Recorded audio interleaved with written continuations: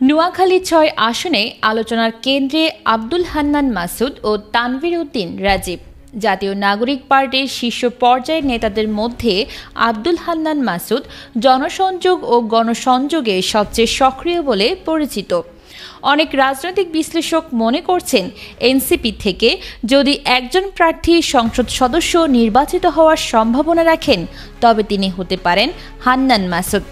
হাতিয়া এলাকাকে ঘিরে জনসংযোগে ব্যস্ত সময় কাটাতে গিয়ে ইতোমধ্যেই 2 বার হামলার শিকার হয়েছেন তিনি, যার ফলে হান্নান মাসুদ এখন আলোচনার কেন্দ্রবিন্দুতে চলে এসেছেন। নোয়াখালী ৬ আসন থেকে আসন্ন নির্বাচনে অংশ নেওয়ার প্রস্তুতি নিয়েছেন তিনি। ইতোমধ্যেই এলাকায় বেশ কিছু উন্নয়নমূলক কার্যক্রম বাস্তবায়ন করেছেন, যা তাকে ভোটের মাঠে বাড়তি সুবিধা এনে দিয়েছে। স্থানীয় জনগণের একাংশের মতে এই আসনে তার জয়ের সম্ভাবনা এখন যথেষ্ট উজ্জ্বল। অন্যদিকে এই আসনের সাবেক সংসদ সদস্য ও বিএনপির প্রবীণ নেতা প্রকৌশলী ফজলুল আজিম বয়সের কারণে আগামী নির্বাচনে অংশ নাও নিতে পারেন। এই প্রেক্ষাপটে হান্নান মাসুদের জন্য সম্ভাবনার দুয়ার খুলে যেতে পারে বলে অনেকের ধারণা। তবে এখানেই শেষ নয়। এই আসনে বিএনপির আহ্বায়ক কমিটির সদস্য এবং জনপ্রিয় নেতা তানভীর উদ্দিন রাজীব দ্রুত জনপ্রিয়তা অর্জন করছেন। ফলে ধারণা করা হচ্ছে তিনিই হয়তো দলীয় মনোনয়ন পেতে পারেন, যা হান্নান মাসুদের জন্য একটি বড় চ্যালেঞ্জ হয়ে দাঁড়াতে পারে। নোয়াখালী ৬ আসনে বিএনপির অনেক স্থানীয় কর্মী ও সমর্থক রাজীবের পক্ষে কাজ করছেন। তার জনসংযোগে প্রতিদিনই মানুষের ঢল নামছে।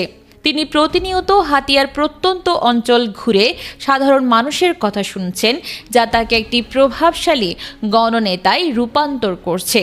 তানভীর উদ্দিন রাজীব বিএনপির দুঃসময়ে ফ্যাসিবাদী সরকারের আমলেও হাতিয়ায় দলের অবস্থান টিকিয়ে রেখেছিলেন।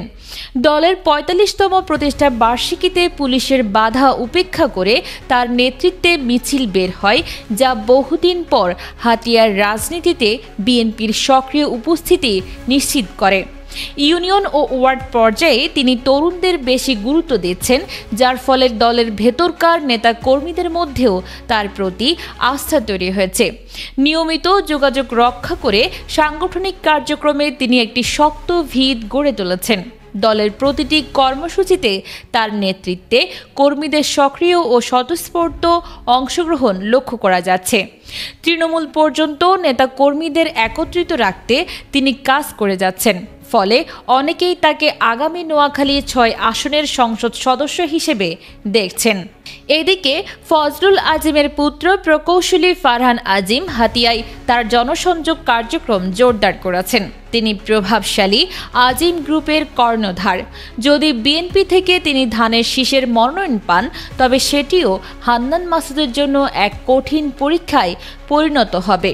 ফারহান আজিমের রয়েছে তরুণ পরিচ্ছন্ন ভাবমূর্তি এবং রাজনৈতিক ঐতিহ্যবাহী পারিবারিক পরিচয়, যা তাকে হাতিয়ার মাটিতে আরও গ্রহণযোগ্য করে তোলেছে।